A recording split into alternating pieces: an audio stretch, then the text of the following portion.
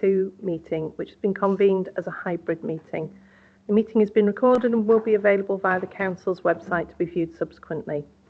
Everyone participating in the meeting will be accessing it from either the Council Chambers, Civic Office in Angel Street, Bridgend, or from remote locations. Should I, as Chair, experience any technical difficulties during the meeting, Councillor Ross Penhale-Thomas will step in and take over temporarily as Chair in my absence. Please can everyone ensure that mobile phones are switched off or switched to silent mode. Members have received an electronic copy of the agenda, and I will ask the officer to present a brief summary of the key points. For the record, the agenda can be viewed on the Council's website. Officers and members are reminded to refer to the page numbers contained in the public version of the agenda report pack. Members and officers will be speaking at various points during the meeting, and those speaking may switch on their microphones at that point.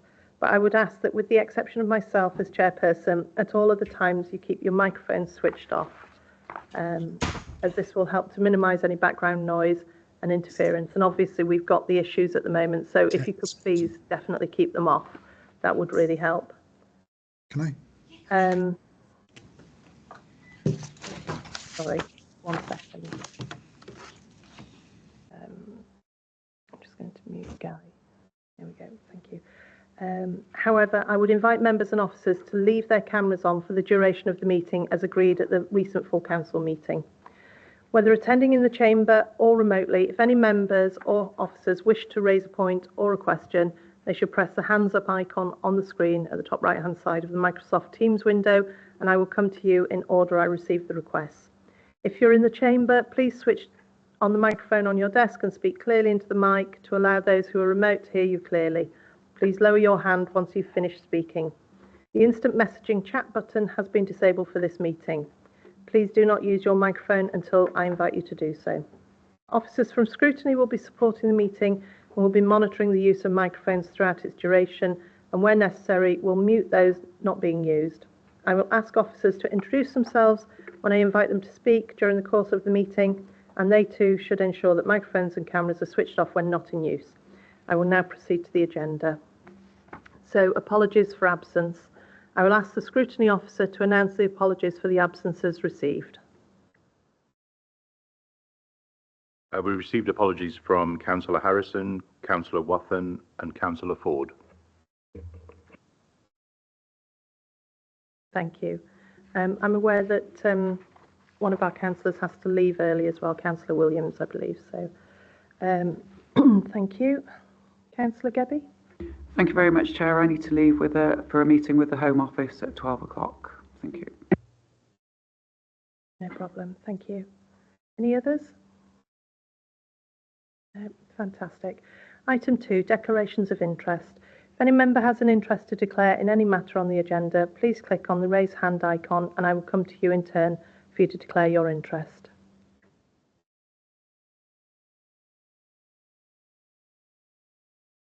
Wonderful. Doesn't look to be any declarations. Just one last check. No declarations?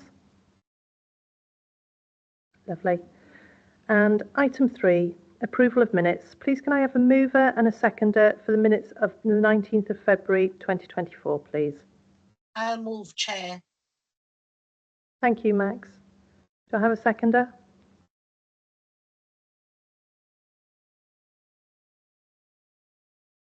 I'll second, Freya. Thank you. Thank you, Councillor Llewellyn Hopkins. Sorry, Councillor Lewis, I called you Max. Sorry, apologies. Item 4, building on strengths, improving lives, a 3-year plan for sustainable care and support for adults in Bridgend County Borough Council. I will ask the officer to briefly introduce the report. I will then call upon members who indicate they wish to speak by clicking on the raise hand icon in turn. Thank you, Chair. So a brief introduction really. So the purpose of the report is for the committee to consider a 3-year plan for sustainable care and support for adults. The plan's been developed on behalf of the Council and sets out our strategic objectives, priorities and plans to deliver sustainable and effective social care. We are very clear about our direction of travel and whilst we've already made progress, there's lots more that we need to do really. So in the exec summary on the report, it highlights the key main areas that we're looking at. So one is around deliver the improvements as a result of our new operating model, deliver on our commitments about outcome-focused, strength-based practice, to drive through further improvements in our front door, hospital discharge, reablement and long-term support, and secure cost-effective services through our transformation plan for learning disabilities, mental health and long-term conditions. So within the plan, which is shown in Appendix 1, there are 7 priority areas, and the details of which in the report are shown at 3.3. Appendix 2 is our action plan, which details the specific outputs and outcomes that we're hoping to achieve within the first year, and the metrics is that we'll use to be able to judge that progress. So whilst the report sets out our direction of travel, it does acknowledge that our resources are a challenge and that they're likely to be scarcer than we've previously experienced. What it describes really is how we seek to address those challenges through our operating model and our outcome-focused practice, and how we'll fundamentally try to redesign our services to ensure that those that are most vulnerable receive the services that they need. At this stage, it's too early to predict, a financial forecast on the outcome of this plan. But our metrics in Appendix 2 will be able to demonstrate the progress as we go through the year and the subsequent years from there. So, is that okay, Chair? That's lovely. Thank you very much. Yes, I know that there are a number of questions about what you've raised there, so I will come to them in a second. Just before I do, I just want to explain as well that we have had a consultation, a review of how we do things. So I've spoken to the members in the pre-meeting, and we're going to do things slightly differently today with the meeting. Ordinarily, we sort of go through page by page and they will bring their questions up. We're going to do overarching themes and just general questions. So it will be slightly different today. Whether it will work or not, we will see, but we're going to go with that for today. Councillor Gebby, can I bring you in, please? Thank you very much, Chair. Can I thank my officers as well? I think it's also worth noting at this point, when we've been designing this strategy, we did want it to come to pre-scrutiny, but we have noticed that there are a couple of things missing and that will need addressing, not necessarily by us, is what I want to say. We are trying to co-produce every strategy that we have with all our partner agencies, and there are a couple of things missing from this that do need to be addressed. One is substance misuse and addiction for adults specifically. We also haven't referenced the Social Partnership Act. That's something that we really do need to do. We need to co-produce, and our strategy is in line with all our service users and with our managers and our workforce. So we think that's really helpful as a good starting point. We do need to make some additions though. And I think the other thing I would say is Public Health Wales have got a Healthier Wales strategy, which I think is really important at this time. We know that CTM, so Cwmtach Morgannwg region, as an area, we have one of the worst health data sets ever for our population. And actually, some of that is about people taking some responsibility for themselves and their own health needs. And I don't think this addresses this in any significant detail, but I do think it has an impact on our own strategy, so I think it needs to be referenced. Thanks very much, Chair. Thank you, Councillor Gebby. I think you've picked up on some of the questioning that's going to come up as well. So absolutely, that's some of the things that we noted there as well. Councillor Llewellyn-Hopkins, I'm going to bring you in now for the first of the questionings, please. Thank you, Chair. There seems to be a lot of reference in the report about reducing the number of people requiring care and long-term care. I'd just like an overview of how you intend to go about that, please. Thank you. Thank you very much, Councillor Llewellyn-Hopkins. We are working from a strength-based practice. Social services has always done to people. When we think we can make a decision, we make it. We really can't work that way anymore. And what I would say is I would encourage everybody to take some responsibility for themselves. And I mean that with the greatest of respect. I'll give you a couple of examples of why I think we need to do this. One of those is we had a package of care, and it was only 4 meals, going into somebody's house that lived with their own family. Their own family were making their own dinner at that time, and we were paying for a meal to be delivered every day. Now, that doesn't sound like an awful lot, but actually that's a ridiculous set of circumstances to be in. If you've got family members, then I would expect them to remind you to take your medication, remind you to drink. I don't want people to take on nursing responsibilities, nor would we deny anybody a package of care that significantly needs it.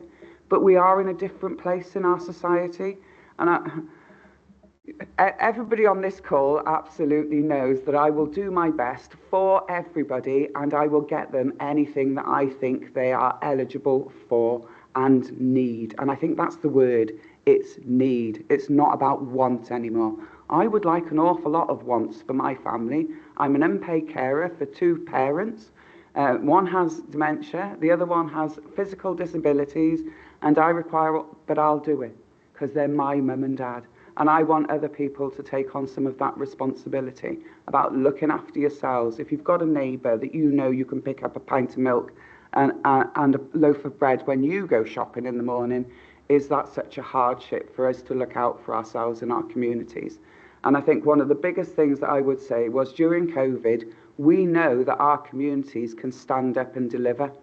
And we know that when things are in crisis, we know that people can look after each other. It's called being neighbourly. It's about being in a community.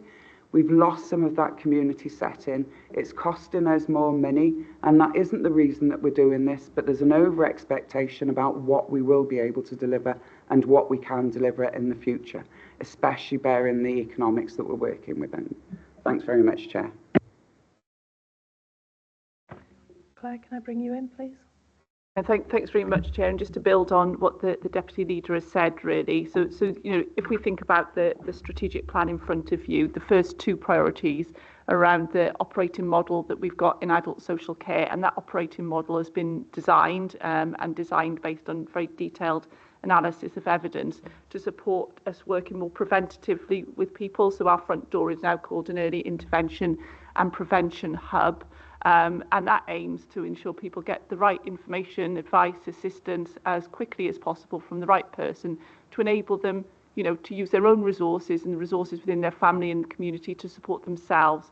The second sort of priority within that, the plan, is around our strength-based, outcome-focused model of practice. Now, what we saw during the pandemic, as Councillor Gebbie has said, is, you know, communities really stepping up. But we also saw that things that were normally available in communities just weren't available to people, and so we saw an increase in the hours of care and support for a number of individuals, particularly in service areas like learning disabilities. We saw quite significant increases in those hours of care and support. Now, if you ask people what they want and what matters to them, they want to live as independently as possible, as long as possible, and have really good lives in the same way that everybody else does. So that over support that we saw in some areas is one of the things that we're seeking to tackle and address through this strategic plan, really by doing very good quality social work. And you know, good quality social work is about enabling and facilitating people to find their own solutions rather than, as the Deputy Leader has said, doing 2. And COVID did take us back in that regard. And this plan now is our post-COVID, you know, plan really to get us firstly back to where we were before, but to take us further really in terms of that outcome-focused, strength-based model of practice, and that care, when it is needed, is because we've exhausted all other options. Thank you. I'm just going to bring Shagufta in because I saw that your hand went up and then went back down again, and then I'll come to you, Councillor. Thank you.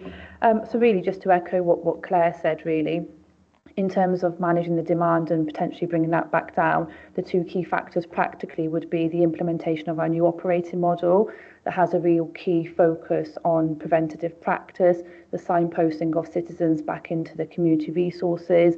It's looking at strengthening those connections between our statutory services and the local community connectors. So it is really about everybody working in the operating model, particularly in Tier 1, our early intervention prevention hub, and implementing the second part of that, and that is our strength-based, outcome-focused practice model.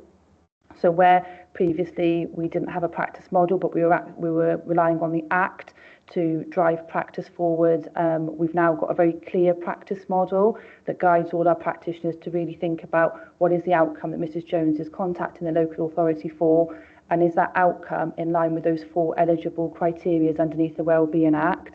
And if not, then we go back to that ethos of community resources, people looking at their own strengths and their family resources to meet those needs. Thank you. Councillor Llewellyn-Hopkins, I'm going to bring you back in, but I don't know if that's answered the question for you as well. Oh, thank you, Chair. I totally agree with what Councillor Gebbie said. Totally agree that we need to get people to take more responsibility for their own families. And in a perfect world, they would. But what are we going to do to encourage, make people do as much as they can for their own family? I mean, I totally agree with you, Councillor Gebbie. It's really important. But how are we going to get people to actually do it? Who would like to answer that one? I'll just give an overview, but we thought we could give you an example of some of the work that we've been doing. So our outcome focus model isn't a new model. It's all laid down in the Social Services and Wellbeing Act. What we have been doing is working in this way, but as Claire explained, there are some areas where we need to strengthen what we're doing in that space, really. So it's not about, so our role is to assess people, and part of that robust assessment process is to identify what outcomes people are looking to achieve around their care and support needs. And our role then is to look at the strengths of that individual, and that individual living in a community, living as part of a family or their social network, and determine to meet those outcomes. Are there things that they can do themselves? Are there things that other people can support them to do that?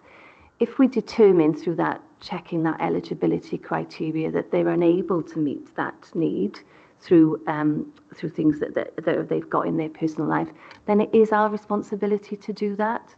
Yeah, so we're very clear when it is our responsibility, then that's what we will be doing. Yeah, so it's just, I would just want to make that very clear. But I thought I'd ask Jason now to just give you an example of a live example that's going on in the service to help illustrate. Thank you. Yes, I think it's been very important today in terms of thinking about voice and choice, really, in terms of what people are asking for, but what they actually need. So we had a recent example of a woman who was in her mid-70s who had quite a lot of disability around arthritis, and it was getting worse and worse. And she approached the department because she had a small package of care, and she was really struggling now getting out and about and doing sort of basic care tasks for herself.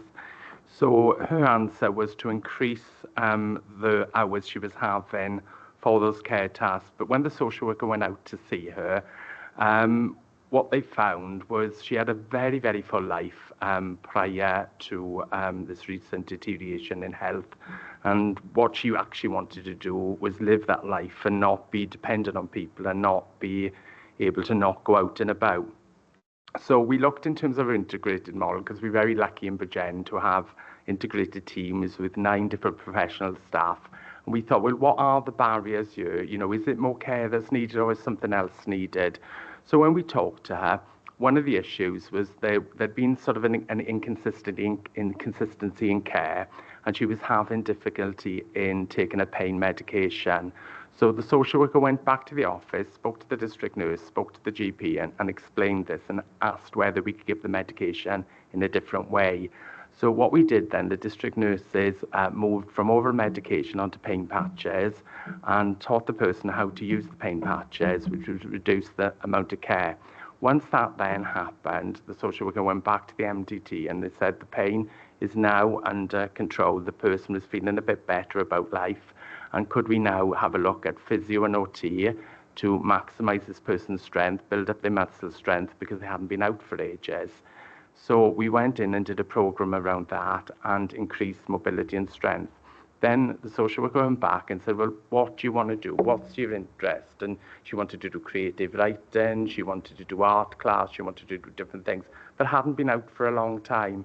So what we did then, we involved the local area coordinators, and then we started to introduce her into groups. She lost her confidence because she hadn't been out a long time. So we initially went with her, and now she's fully independently accessing about 4 or 5 different groups in the week, both around art, creative writing, around emotional mental health. She's also looking to volunteer herself because she felt that her life has totally changed. And this has all happened in a number of months. And this has resulted in no additional care. So it is actually looking at our resources both within the council and the preventative resources that we have. So getting the right people in at the right time. And I think the initial question was, how do we support our older population with increased disabilities to be as independent as they can, because that's what they want. They don't want to be ill and stuck in the house.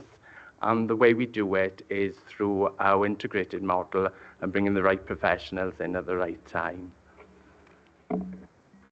Thank you. Does that answer the question for you as well, Councillor Llewellyn-Hopkins? Yes, thank you. Thank you. Any other questions from councillors on this? No? Oh, Councillor Davis?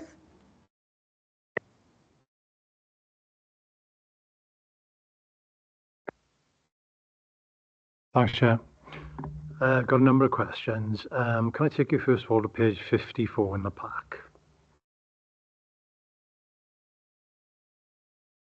Sorry, are your questions specifically on the item that we've just discussed, the waste to reduce, or are you trying to ask your questions that we asked in the pre-meet there? Yeah. Right.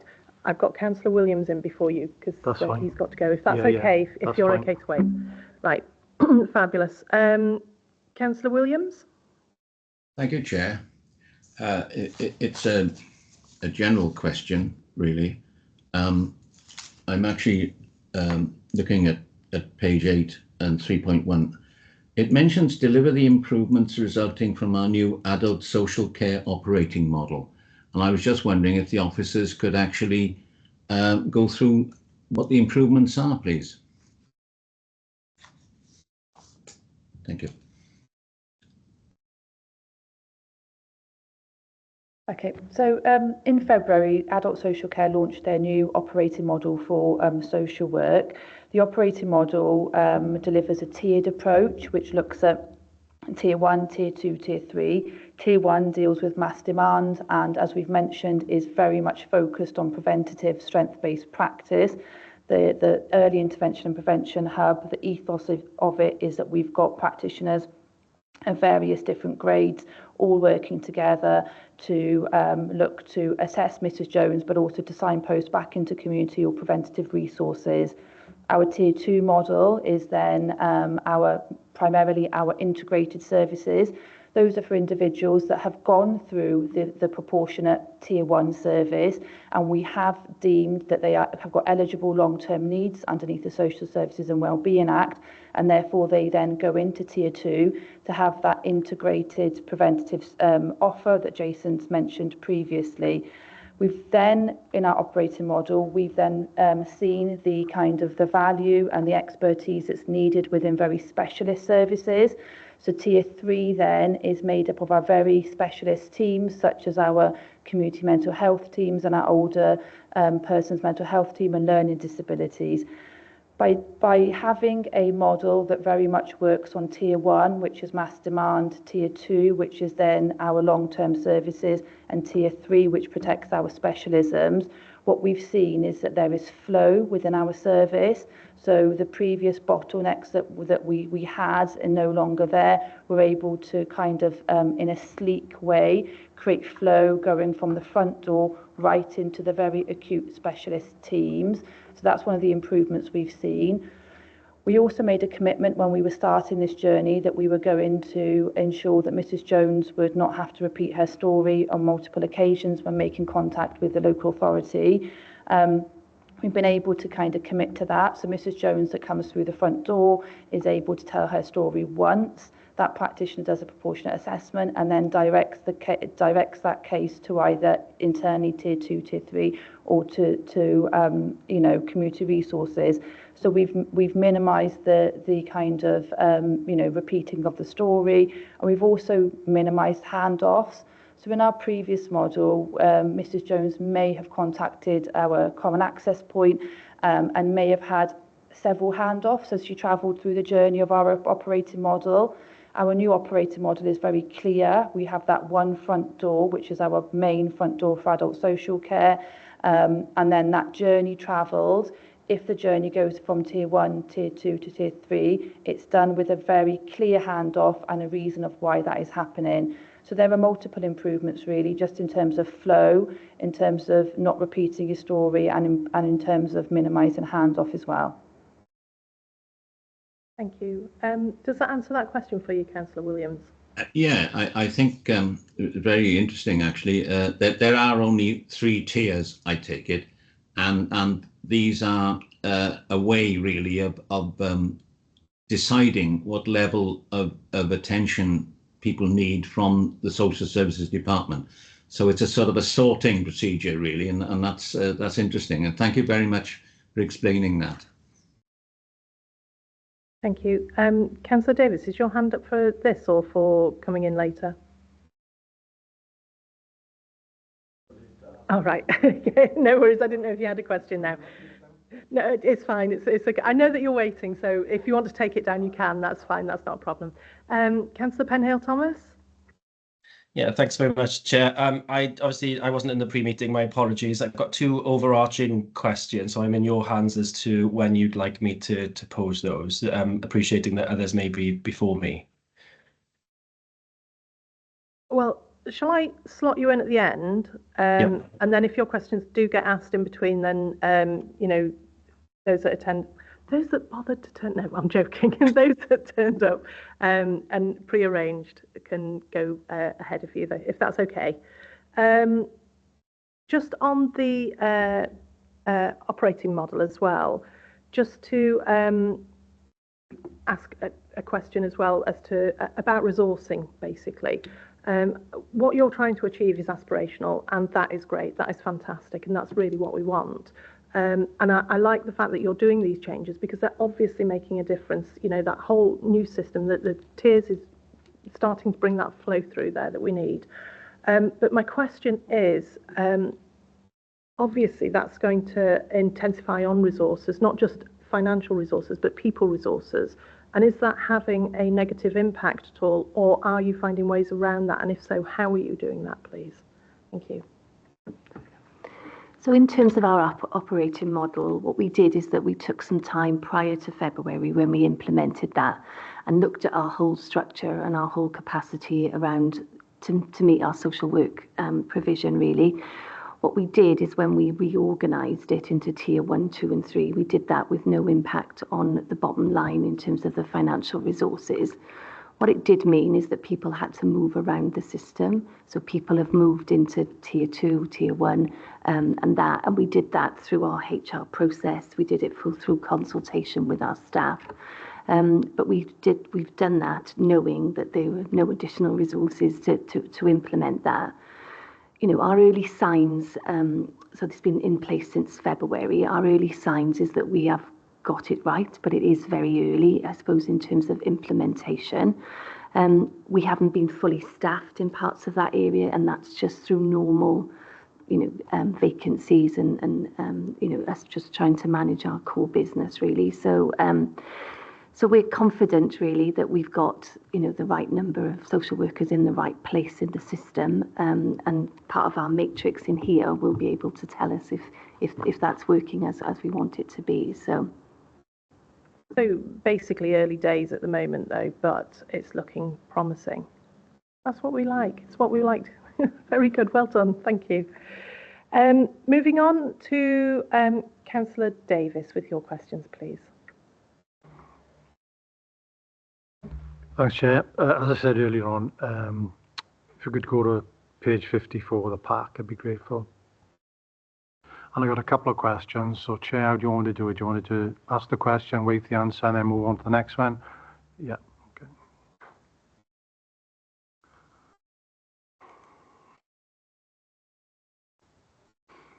So on page 54, it's got, use this as an example, proportion of staff working effectively using the strengths and outcomes framework. We've got Q1 column there. Why isn't that column populated, given that we're well into July? Thanks.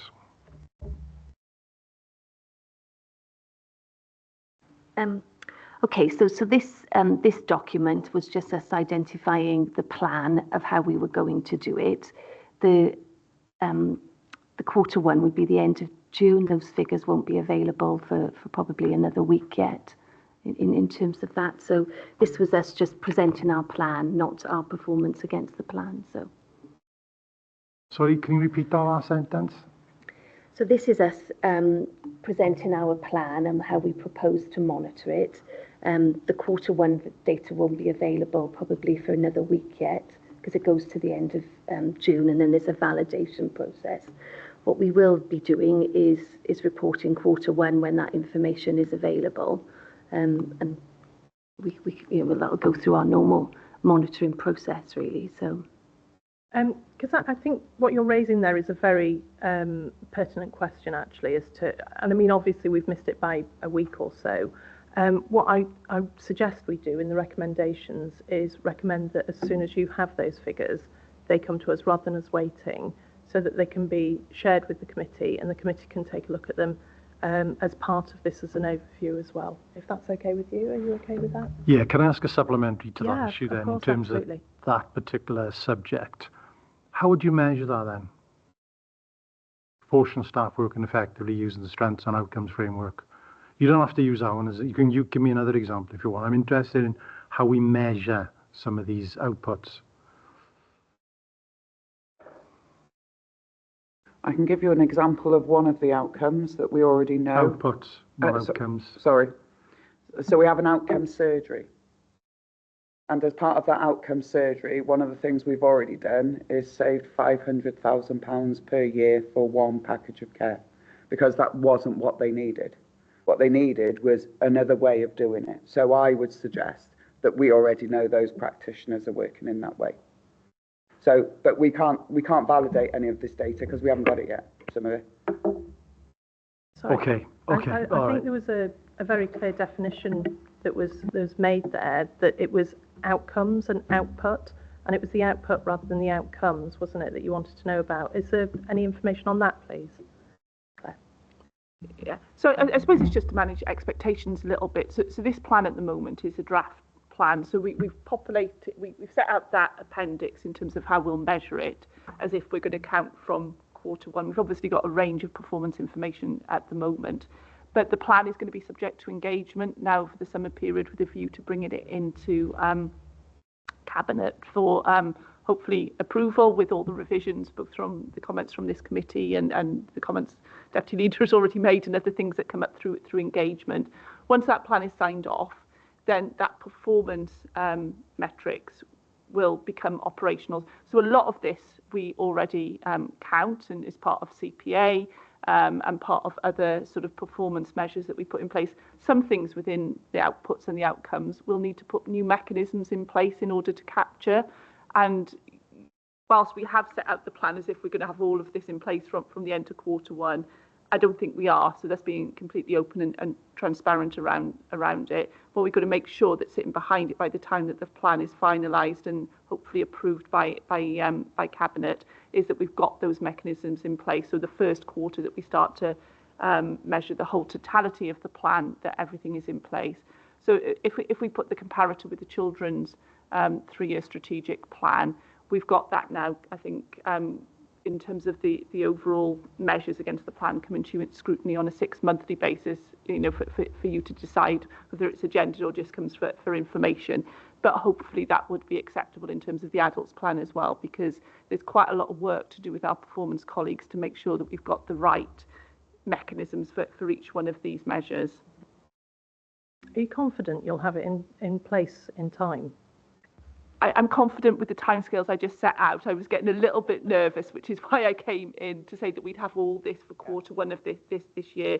If you can imagine, this plan's been quite a while in the development. to get it right, and a lot of work by Jackie and colleagues to do that. And we've got to make sure, you know, the final version might look a little bit different. This particular appendix with all the measures might look a little bit different, because naturally in consulting and engaging on it, we want to make sure that we take all that on board. And I can give you assurance that most of these measures are already in place, but some of them will need a little bit more work just to make sure we've got the right, you know, data, information, qualitative and as well as quantitative drive in how we evaluate those elements of the plan. Thank you for that. Oh, Councillor Gebby? I just think it's worth noting that this is pre-scrutiny. So this plan is what we're suggesting, and which is why I already said at the beginning that some of the bits are missing from it, because I think if we're going to do a one council approach, and I appreciate you have concerns, but we're already measuring data, but this will be new data sets. So I'm not quite sure what you want us to say to you, Councillor Davis, that will reassure you, or what it is that you think we're missing, because I think that would be helpful. I think it's a cart before the horse, Joby. I think it's already been explained that, you know, some of these things are bedding in. So shouldn't those things have been bedded in before you start saying this is what we're going to do and this is how we're going to measure? Because I still think it's not clear. Sorry. But I'm prepared to give the benefit of the doubt and pick it up at another time. Oh, well, I'm quite happy to respond now, Councillor Davis. No, we can pick it up again another time. I'll accept the fact it's in draft form and we pick it up another time. I think the one thing I would say to you is that Bridgend Social Services 2.5 years ago had no models of practice. Yeah, fair enough. But I'm not looking at 2.5 years ago. I'm looking at this now in front of me. So, but I am prepared to, you know, give it a bit of time to bed in. It's proposed as a draft plan, so let's give them the benefit of the doubt in terms of working for the future. I tend to agree that actually we do need to give this time to bed in. However, I have seen over the past 2 years during my tenure here as the chair that we've had bits of information that are missing. So I would like to see information coming forward on this rather than it just be it's a new, you know, way of doing things and it's going to take time to bed in. I don't really want to see that. I would rather see the information coming through swiftly and in an appropriate time frame as well, because we have had issues. I've raised it a couple of times as chair that we have had issues with information being missing and in the past. So if that is possible, I would be grateful for that as a chair. Thank you. So should I come in? Chair, there's you know, really quite comprehensive performance information available about adult social care, and I would refer the Scrutiny Committee to the corporate performance assessment, which comes through to you, I think, on a quarterly basis and gives you an opportunity to look in that. What the proposals in terms of this appendix do builds on that comprehensive performance information which is already available. And I guess what I'm saying is a bit of work now to do to baseline where there's some new measures, and these are new local measures as opposed to the national ones that we report against. And by the time that we get the plan hopefully to a point where it's able to be recommended to Cabinet, then we'll have baselined those areas, and then you'll be able to monitor progress. But it's just to, I suppose, give assurance that there is already, you know, quite comprehensive information which you can review at any point through the most recent corporate performance assessment reports. Thank you.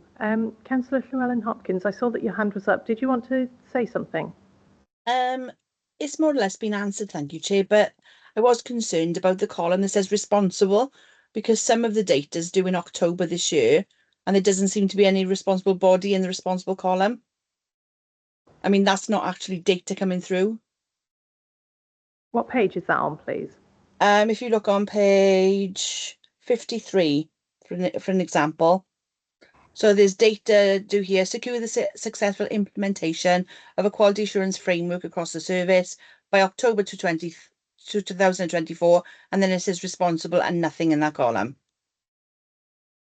So what I would say, by the time this plan gets to Cabinet for consideration for approval, all of this will be fully populated. What you're seeing, I think, has been indicated is a draft plan for pre-scrutiny, some of the actual actions might change a little bit as a consequence of the engagement, etc. But by the time it comes forward for approval, and then you start to see the monitoring reports as a scrutiny committee, that will be fully populated. Thank you. Does that answer the question for you? Yes, it was more or less answered anyway. I just wanted to clarify that, that's all. No problem.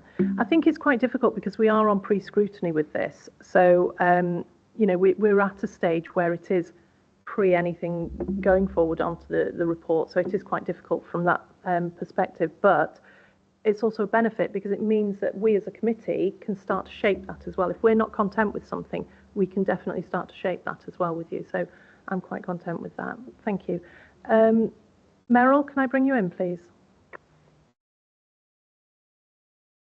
Thank you, Chair. I was just going to follow up on what Claire said about the extensive performance indicators and information that's already available. That will be going to COSC at the end of the month. So the latest quarterly information. So just for members' information. Thanks. Thank you. Councillor Smith? Thank you, Chair. Yeah, just very quickly, whilst I'm looking forward to seeing the data and those boxes being populated, what I'm really interested in is how that data is collected and the models that are used and the behind how that data actually comes forth. And I wonder to what extent us as a committee get to have any input in that or see any of that. Yeah, so the data is collected in two. How can I look behind? Because you're sitting behind that. Look at the screen because otherwise the rest of the committee can't see. Yeah, the data is collected in a number of ways. So obviously we've got a social services system, IT system, which generates a lot of the quantitative data in terms of, you know, numbers of people accessing services, you know, number of people that, you know, come in through our front door, you know, are assessed, etc. So that drives a lot of the data. We've also got a quality assurance system framework within the directorate, so we get a lot of our qualitative information through that. Councillor Gebby has already referred to the outcomes panel, so there's a lot of data that comes through that outcomes panel and outcome surgery that exists. You know, there are you know, trackers which are in place to track every single decision which is made through those panels. Then we've got other qualitative information such as those that come through complaints and compliments to us. So all sorts of different sources, but our system is key. You know, the IT system that we operate with in terms of lots of the quantitative, but we then have other things in place for specific purposes, as I've just said. Thank you. Can I just clarify as well, the IT system, is this the one that's changing? Is it the one that at the moment we don't feel is quite up to scratch? Is that correct, or have I misinterpreted? So it's a system which probably I think we'd say is coming to the end of life. It's not just coming to the end of life because it is a legacy system from the supplier's perspective, and they're going to stop supporting it in the next couple of years. It's also a system that we know, by having looked at other systems on the market, there are better systems out there, but I would say it does the job. So I wouldn't want to give you concerns that the system isn't giving us accurate data, because it is. It's just there are better systems out there as we move forward. But as Scrutiny know, it is a corporate risk in terms of that system change, because there are always risks when you make a major system change and you're dealing with such sensitive data as social services data. Thank you. I suspect your supplementary question might be, how are you going to mitigate that corporate risk as we switch over as well? Because I know we've got some new members in the chamber who might not have been through this before. So I don't know if you just want to run through that, please. I just think it would be worth noting, as a Cabinet Member for Social Services, it's one of the highest risks for all Cabinet members across Wales. So this isn't just a Bridgend issue. Welsh Government are picking it up. We still haven't been informed whether they are going to pick the costs up, which was initially the announcement, is what I want to say. We are making recommendations. They do know that it's the highest priority. I think what I would say to all of committee to provide some reassurance is that health boards, CTM, did not have this system in place at all, and they still don't have any system in place. And that would have helped us in all manner of cases, I want to say. We know the dangers, and we are trying everything that we can to mitigate that. It isn't just us, however, we're taking ours on as a regional partner. So it won't just be us as one council, it will be several councils coming together. That's how we're trying to procure a system for us, specifically, because we're not waiting for Welsh Government if we don't need to either. Okay, thanks very much, Chair. Thank you for that clarification. Claire, did you want to come back? Yeah, just to build on what the Deputy Leader has said, you know, we're mitigating these risks as far as we're able, locally, regionally and nationally. So we've got a national set of governance arrangements. You know, Martin Morgan's our head of ICT, is on the national leadership group because we are the lead authority for WCCIS in Wales. And then we've got all directors of social services coming together as senior responsible officers on a weekly basis at the moment to work through a range of risks.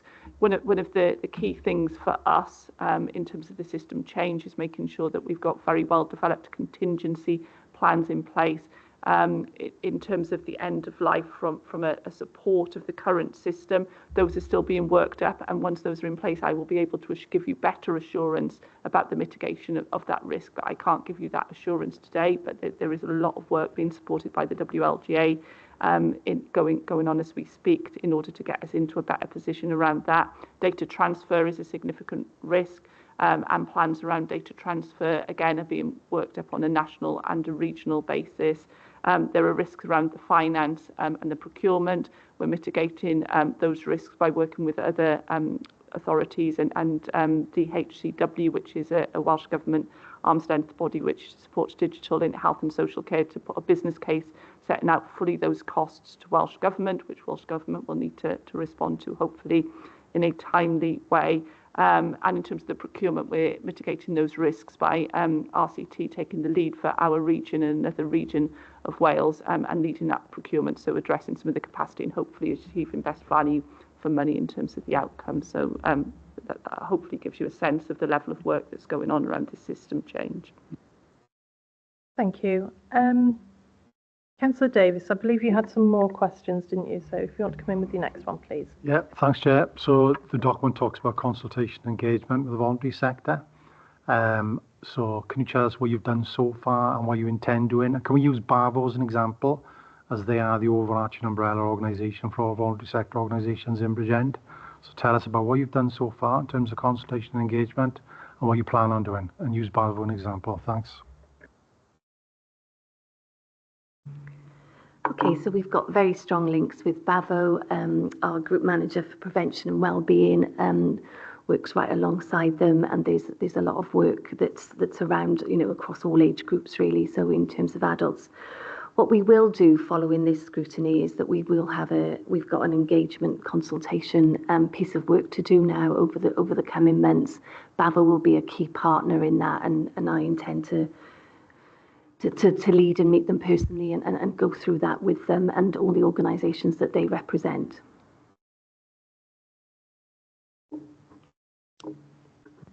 Thank you. Does that answer the question for you? I was looking for something more specific, just to give us an example. Councillor Kelly? I'll give you a prime example. So we had all the mental health third sector. BAVO hosted an event around mental health in Portugal.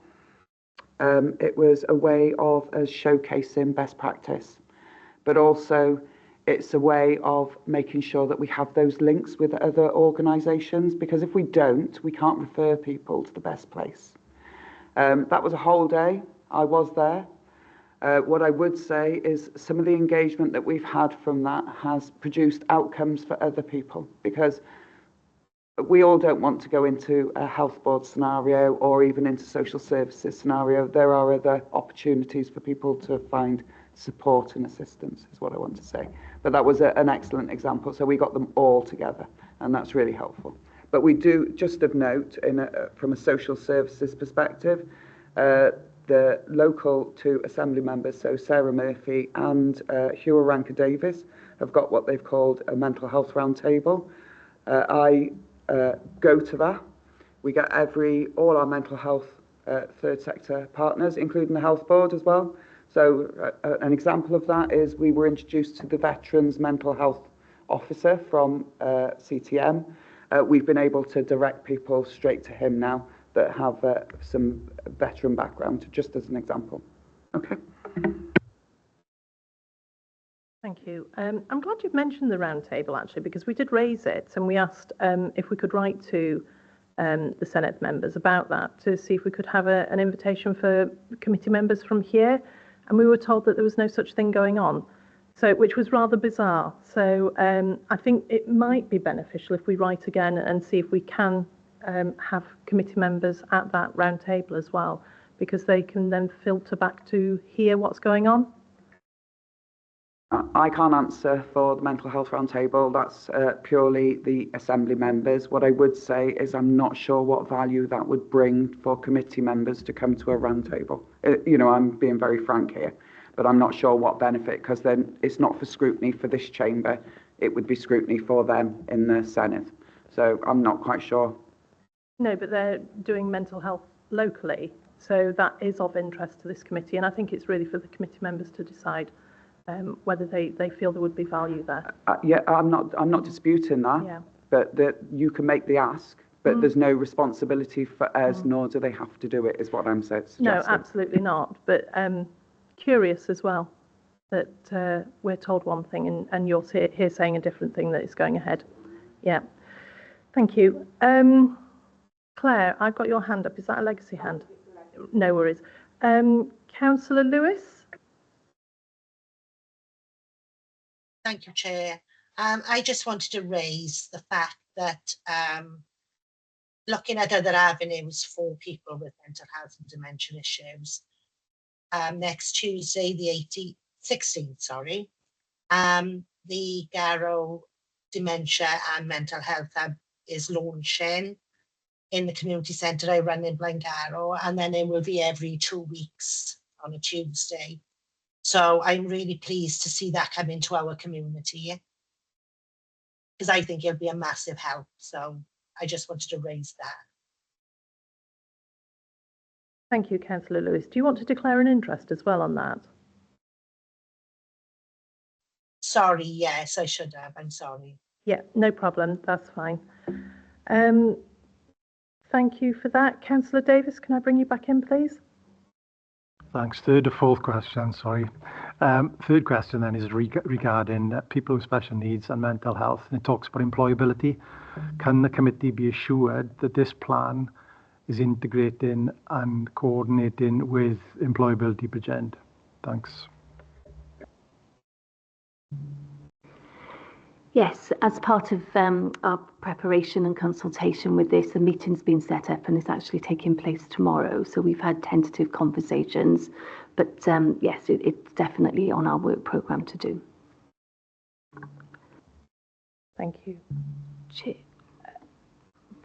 Sorry, I was just going to say, Jason, did you want to come in on something, but was that the previous item? Yes. Sorry. Yes. I wanted to say really about the value we put in terms of not just working with the third sector, but also listening to the public and what they want to do and what they want to do locally. So, we just had a good example of something happening in the Garrow Valley. Some work we're doing a lot of work on a dementia at the moment and moving services closer to home and being more flexible for people, because that's how you build up your natural friendships, your natural areas of support is in your local area. So with our complex integrated dementia services, what we're doing now is, rather than bringing people with quite challenging dementia to a local area, we are now going out to our hub areas, and we've just tendered some contracts through grant money, and they've been awarded to the Alzheimer's Disease Society, who are going to be looking to provide more services closer to communities, and also to Age Connect Maganog. And interestingly, I recently went out and met with 30 people in Bridgend who are attached to the Stroke Association and attend central groups. And what they were very much saying to me is that's great, and it provides a lot of information, advice and support at these really difficult times. But what they wanted to do is they wanted more local area groups, and they were happy to set them up themselves. You know, some of these people have been empowered for the work to a level. They said, we just need to set some support from yourselves to set up these groups locally. So from that meeting, we've been in touch with our local area coordinators, and they are supporting people to run their own local groups as well. So we very, very much see that as the strategy going forward, but also the importance of listening to what people of Bridgend want. Thank you. Just on that point, though, as well, because there were unfortunately cuts to the budget that have impacted on the Alzheimer's Society and the Stroke Association locally. How are they going to fund those going forward? Because they're obviously struggling at the moment, and members are really very cross as well that that funding has been pulled. So I just wondered how you were going to fund that. So when that occurred, what we decided to do is look at how we were spending our grant money. So at that point, with our Dementia Links workers service that goes out to people's homes in terms of supporting them, learning behaviour techniques and therapy techniques to help families support that behaviour. We made a decision at that point. Those staff were at that point being employed directly through either the health board in my integrated role or the local authority. So we decided to we could get a more wider value service by partnership and with the third sector. So what we did is we tendered that out, and it was able, you know, it was open for people doing those jobs at the moment to apply.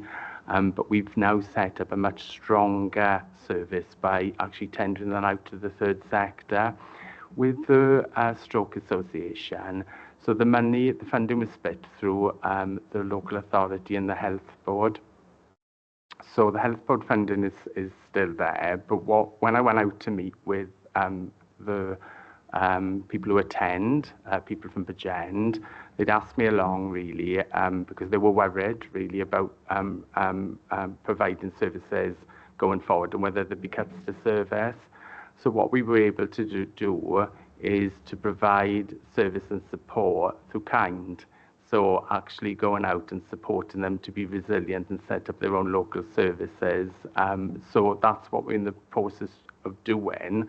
And they actually said to me, they think they can now provide a better service by running some of this themselves with support from the local authority officers. Councillor Gebbie, I'm going to bring you in. Thanks very much, Chair. Just a couple of points, really. So the first meeting with the employability section is tomorrow. It's taken me over a year and officers over a year to get that engagement and discussion. So let's be very frank here. We do think it can be used much better than it currently is. What I would like to say is it's not our portfolio. It lies elsewhere within the county borough. Okay. So we are trying to get them to work towards a different way of working, is what I want to say, Councillor Davies, just so you're aware of that, because I'm sure that's the answer that you're looking for politically, not what my officers responded to you with. The other thing that I would say is that I have asked for a local procurement strategy. I will give you an example of a national company that had £160,000 from a commissioned service. They had outcomes that they needed to achieve. There was a local charity that was given less than £10,000 to achieve some of those outcomes. And the outcomes for the national procurement commissioned contract, the local company delivered almost half of those outcomes with less than £10,000. So for me, there's something about local commissioning rather than national commissioning. I think it's better value. They understand their communities better, and actually our residents trust them better than any national company, is what I want to say. So I do think we need to look differently at some of this. Councillor Davis, I'm being very frank and upfront with the committee here today. Thanks very much, Chair. Thank you, it's appreciated. Councillor Davis, does that answer the questions for you? Yeah, good. It's good to see progress, and be interested to see how it goes tomorrow. So thanks for that. Can I ask my last question? This is my last question, sorry. So we've heard talk about how this plan is integrating or trying to integrate with some of the other more overarching council plans. Can you tell us a little bit more about that? Hopefully you've weeded out any duplication or possibly conflicting objectives, and particularly in terms of the self-assessment. Thanks, Chair. Sorry, I've left my glasses at home today, so I'm struggling.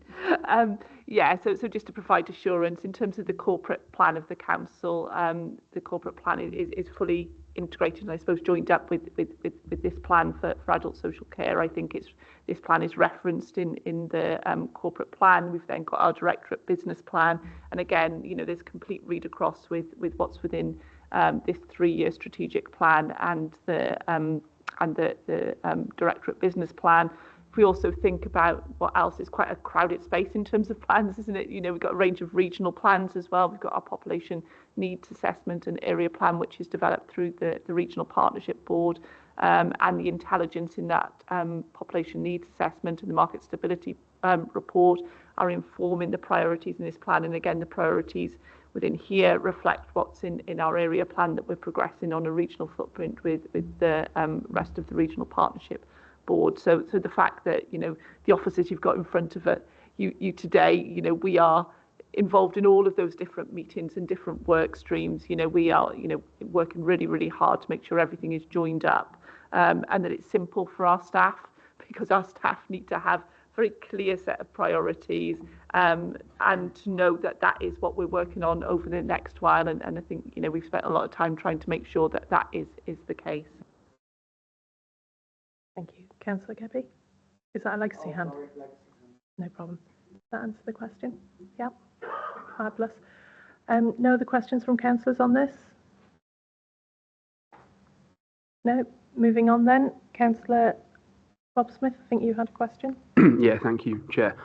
Probably should declare a personal interest as director of a community interest company that support families in Bridgend with children, young adults with additional needs, just for the record, and also very willing to engage with the consultation process as an aside there, if anyone's interested. If I could, before I go on to my main question, go back to the data and the new system that was mentioned. Is there going to be a standardised way then of collating this data and the methodology behind that across all the different local authorities in Wales, or are we still going to have a sort of bespoke for Bridgend way of collecting that, or questions, etc.? In terms of key performance indicators, there's a number of key performance indicators that are very clearly defined that we have to collect as every local authority in Wales, and whilst there might be bespoke ways of working, and there are always sort of a few tensions between local authorities about saying that their business processes are the right ones, in terms of the way that we work and the way that the system has to operate. In terms of the way the key performance indicators are measured, they're very heavily audited, and need to be measured in the same way. So I can give that assurance. What this plan has also got is a number of local measures within it, which link to what's important to us as a service, what's important to Cabinet, what's important to Council, that we demonstrate progress on as adult social care in Bridgend. And that is for more local determination, and we've got to make sure that our system, when it comes in, is flexible enough in order to give us the data and the information we need, in addition to those national, very tightly defined KPIs. Answer the question for you there. Yeah, it does. I'm slightly more interested in, whilst I'm very interested in the output and the data that we get, the information we get, and the percentages and the stats, that's great. I'm quite interested in sort of the back end of it, and do we ever get a chance as this committee to see firsthand how that is gathered, and the questions that are used, and in what setting those questions are asked, and all that type of thing? And I think as well, do we get an opportunity to shape it as well in consultation as a committee? I think we would welcome any and all comments during this consultation engagement period on the plan, around the shaping of it. I suppose we're very happy to share with committee, things like our quality assurance framework, the way that we work, case studies, you know, such as Jason has given this morning in terms of the sorts of things that we're looking at in panel meetings, etc. We're happy to have, you know, seminars if that's a better way of sharing information on those sorts of things than in these formal committees.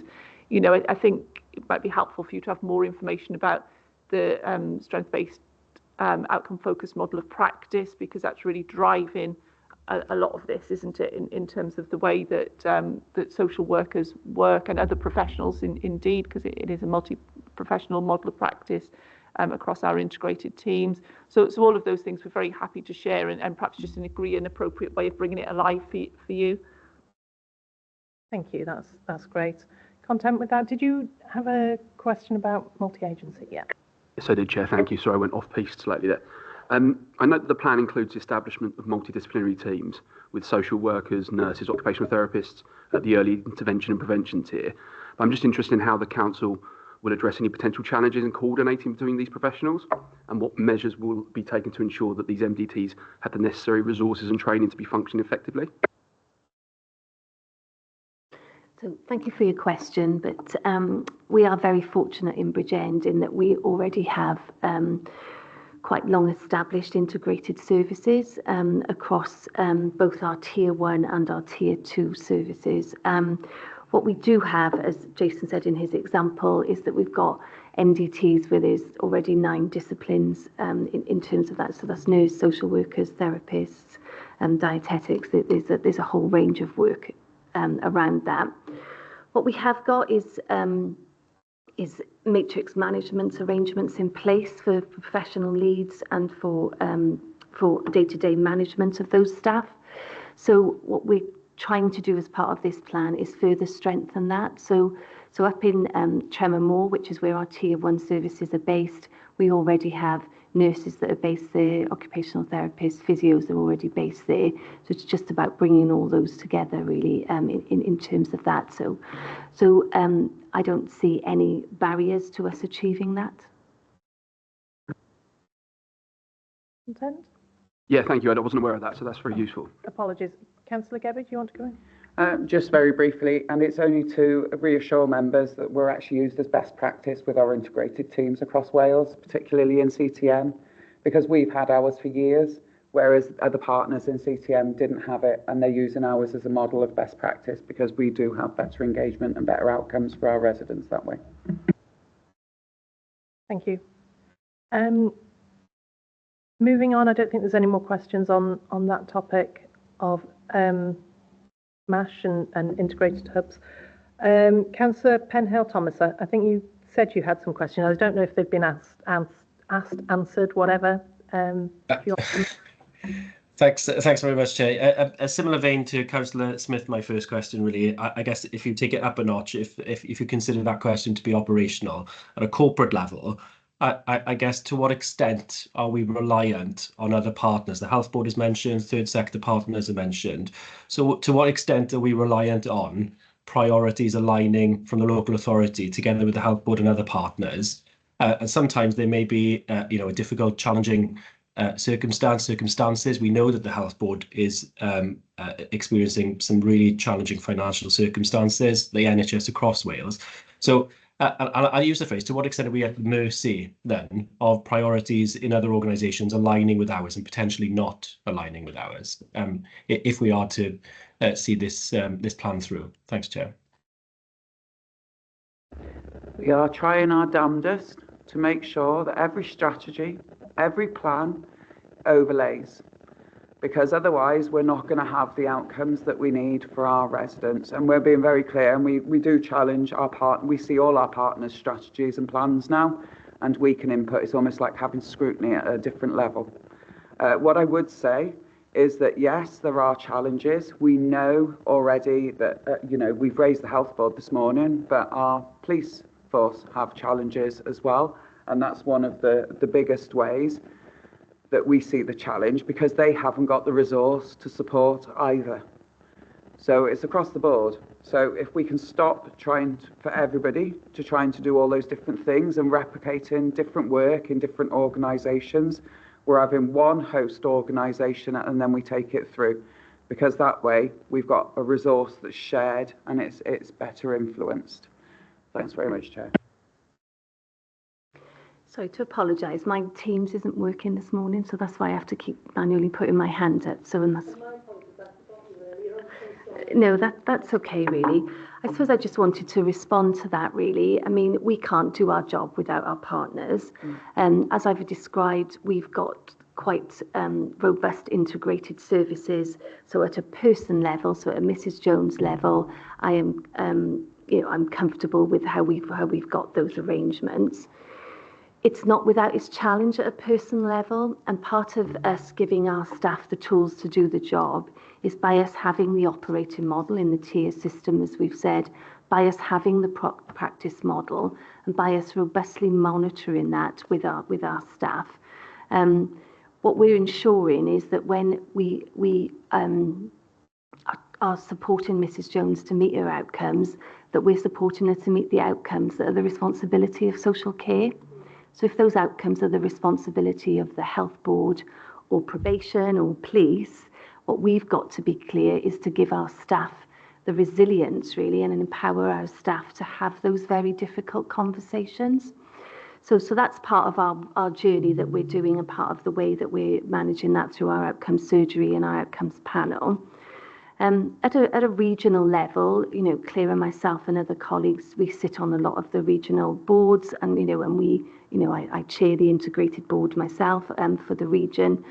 But again, that's where you've got to have those very robust conversations about what is our responsibility. Jason gave an example, didn't he, of the Alzheimer's Society. It's about coming together as partners, looking at the situation in front of you, isn't it, and looking at solutions in a strategic way. And whilst we can argue about resources, for forever. I've been doing that all my career, really. Actually, the strength that we've got here in Bridgend is our robustness at that partnership table, really, and being very clear what's our piece of the pie in all of that, really. So we do expect that there to be challenges going forward, whether we have this plan or not, really, if I'm honest. But what this plan does is brings together all the work that we're doing across adult services, and so that our staff, whether they're at an individual level, at a Mrs. Jones level, at a regional level, or even other things that they're involved in, really, that they've got the backing of all of this behind them, and that they're being very clear. We're very clear what we expect of our staff, but also we're very clear that it's our responsibility as leaders in this to actually make sure that we're doing what we're required to do as social care, really. So, yeah. Thank you. Does that answer the question for you, Councillor Penhale-Thomas? Yeah, it's actually a really welcome answer, Chair, in terms of I guess the expression of frank and transparent dialogue when perhaps priorities are not aligning in the way that we had hoped, but those conversations are able to be had. I think that's really important. Can I ask a cheeky second question, Chair? You can. Can I just bounce in with a quick supplementary myself? Is that okay? Because I'm just curious. Obviously, we do need to have that delineation, and we have to be quite firm about that. But is there a risk to the individuals, the users, that where we're saying no to them, and another authority that should take responsibility is also saying no because practice has been in the past that we might have bled into each other? Is there a risk of them falling through that net? And if so, how are we mitigating that risk? Sorry, Councillor Penhale-Thomas. That's a very good question. In terms of that, what we're very clear about is what is our responsibility. So I can give you an example. So we had a situation with a gentleman that was coming to the end of a long stay in a secure estate. Yeah. So as part of that process, a number of assessments get done by a number of agencies. The outcome of other agencies' assessment was that this gentleman needed a specialist residential placement at a cost of 155k a year. When we looked at it and did our assessment, we determined that this, I'll call him Mr. Jones, we determined that he actually had a number of strengths and didn't want to go into a long-term specialist placement. So both police and the probation service were very clear that he needed to be in those in a setting for 24 hours. It took 38 specialist meetings for us to get to the point where they understood where we were coming from, what was our responsibilities. The outcome of that is he didn't go into a specialist residential placement. He went, there was a number of stages, I won't give you all of the detail really. Now this person is almost independent in the community and is able to access community provision. If at the start of that conversation we'd have accepted that responsibility, we'd have been paying that £155,000 a year continuously for the rest of that gentleman's life. So it was the wrong thing for that gentleman, but also the wrong thing in terms of all the things that we're trying to achieve. So our responsibility is around the assessment, meeting a person's individual needs, using the strengths that are available to that person and us as an organisation. You know, we are the lead safeguarding authority. If there's a safeguarding risk, we would pick that up as part of the assessment process as well. So is that... I'll let you have that one. I think it does kind of answer it. Yes, thank you. Councillor Penhale-Thomas? Yeah, cheers. Thanks, Chair. I'd like just to take a quick tack on the financial prospectus of the plan. Whether it's this plan or any other plan in every other directorate, we are constantly looking for sustainability in order that we can continue to provide the services that we have pledged to residents. The key word for me here is sustainable. Given the, and this is an understatement, given the bumps in the road over the last 14 years in terms of austerity, the challenging financial circumstances, the very fact that the next 3 years of the lifetime of this council, we are going to continue to have challenging and difficult conversations, how can we avoid perhaps meeting in 12 months' time, in two years' time, going through the outcomes of this sustainability plan, whereby perhaps the outcomes for residents are not as good as we expect them to be because of the challenging financial situation? How can we protect what we are saying we are going to do in this plan over the next 3 years? Thanks, Chair. Let me take it. Yeah, okay, that's fine.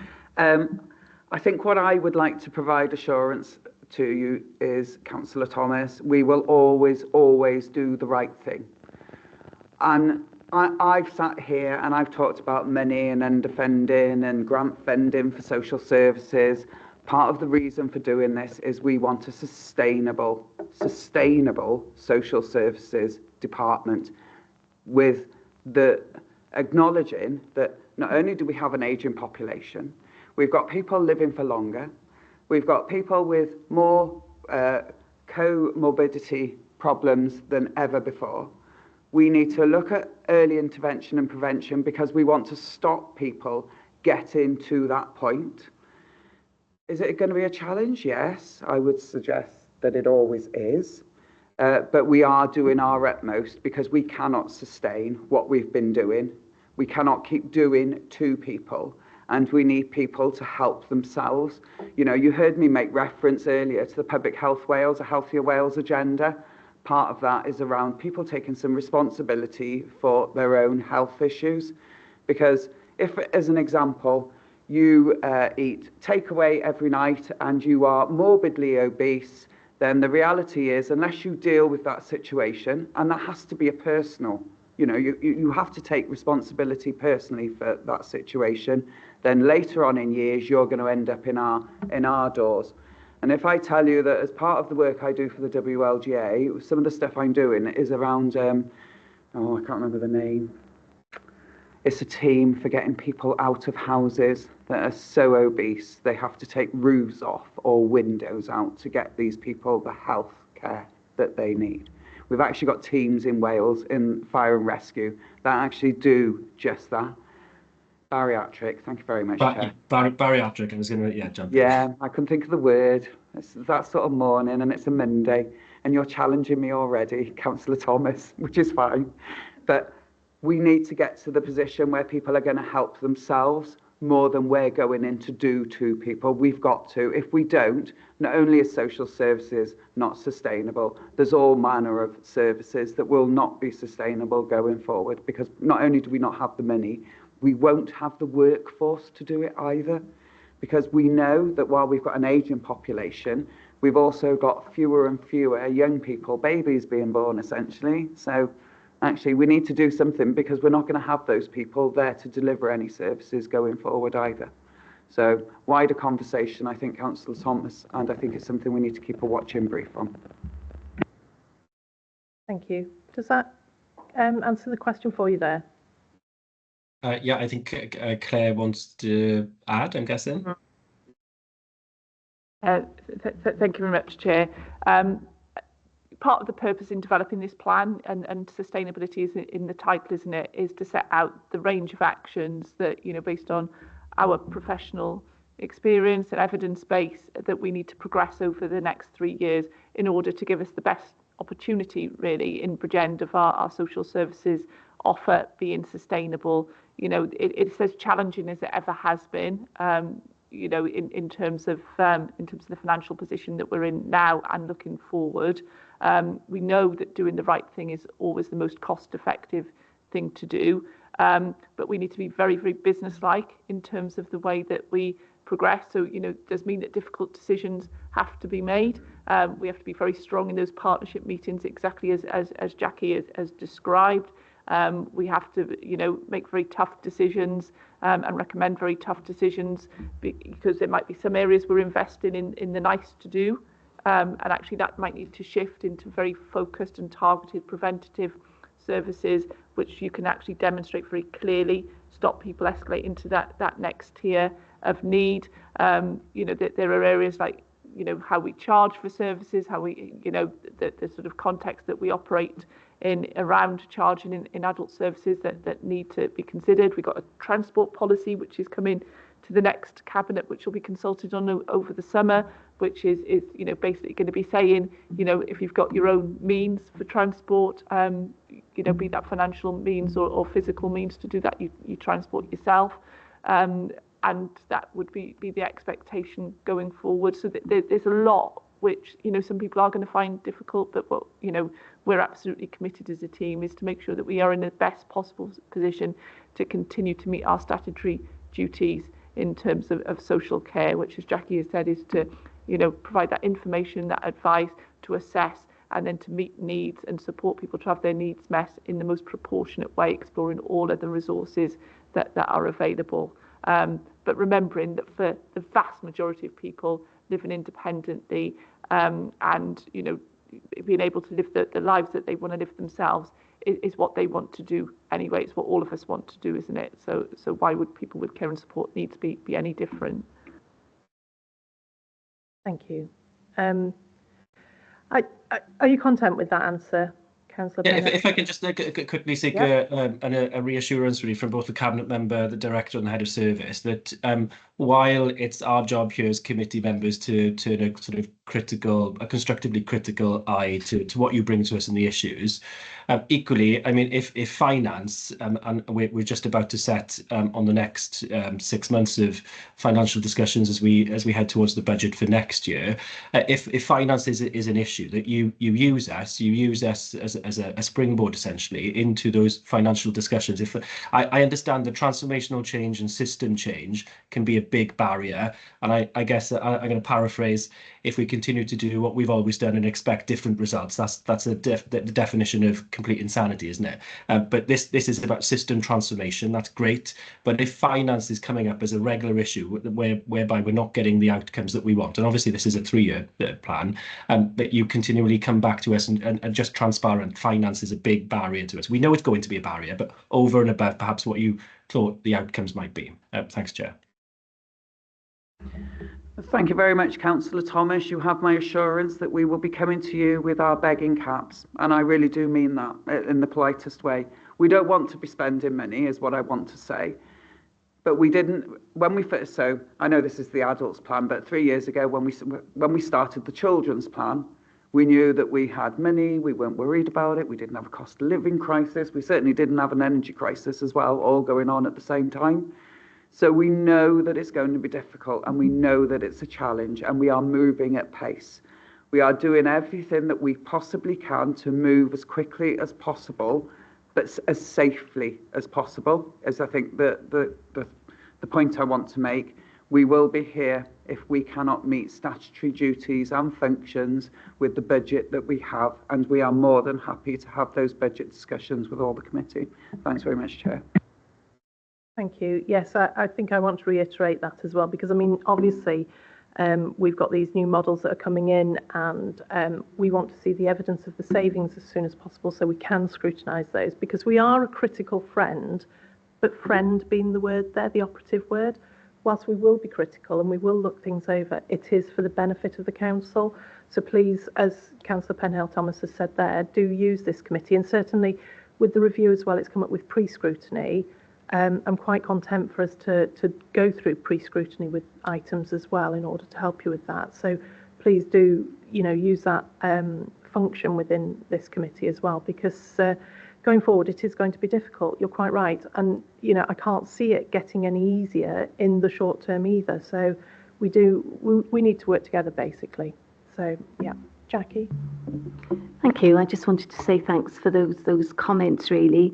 What we're trying to do in this plan is be very ambitious, isn't it, in terms of our transformational agenda, but in a very controlled way, that we're in charge of the destiny in one sense, isn't it? So part of the thing that I've been doing with the teams really is just say that every contact matters and every penny counts. So every penny that we're going to spend and commit, we're absolutely certain that that's going on the most vulnerable, isn't it? And those where we're trying to meet needs in line with our assessment process, really. But this is a cultural shift. It's a cultural shift for some of the staff, but also, our population, the people that have been in our service a very long time. The introduction of the transport policy, we're already coming up with, people who are complaining around that. So, I do anticipate some of our complaint stuff will go up. But also as members, it's really reassuring to hear some of your comments there in terms of that. Of course, members play a role in that as well, don't they, in supporting individuals when we're making some of those tough decisions. So it's a whole system cultural shift, really, that we're proposing, really. So thank you. And I have, in the past, applauded you for the work that you've done, and I continue to do so, because the work that you're doing is transformational, and that is difficult to do. Those changes don't come without issues. So where we can help you to oversight those issues, to look at the risk, and where we can help you with that sort of aspect of it, please, do use this committee, because that's what we're here for as well. So thank you. On that note, are there any other questions from members? No? If there's no other questions, then I'd like to thank our invitees, and you may leave the meeting. Thank you very much for joining us.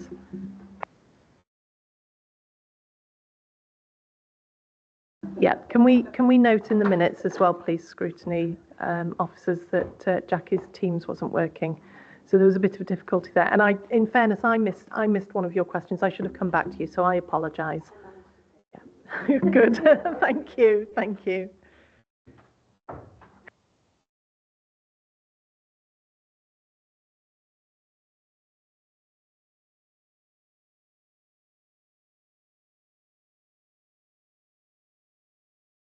Councillor Lewis? Yeah, could we have a comfort break, please? Okay. Yeah, if you wish, for 5 minutes, yeah. Thank you. Okay, so if we're back for 35 minutes past.